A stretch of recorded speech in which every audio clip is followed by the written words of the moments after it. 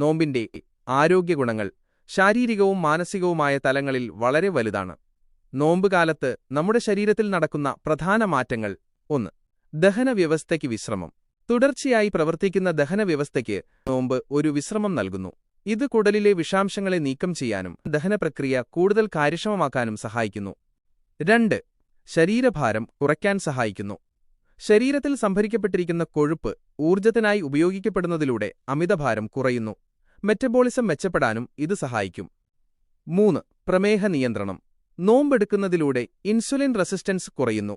ഇത് രക്തത്തിലെ പഞ്ചസാരയുടെ അളവ് നിയന്ത്രിക്കാൻ സഹായിക്കുന്നതിനാൽ പ്രമേഹ സാധ്യത കുറയ്ക്കുന്നു. 4. ഹൃദയാരോഗ്യം മെച്ചപ്പെടുന്നു. രക്തസമ്മർദ്ദം, ബ്ലഡ് പ്രഷർ, ചീത്ത കൊളസ്ട്രോൾ, LDL, ട്രൈഗ്ലിസറൈഡുകൾ എന്നിവ കുറയ്ക്കാൻ നോമ്പ് സഹായിക്കുന്നു. ഇത് ഹൃദയസ്തംഭനത്തിനുള്ള സാധ്യത കുറയ്ക്കുകയും ഹൃദയാരോഗ്യം വർദ്ധിപ്പിക്കുകയും ചെയ്യുന്നു.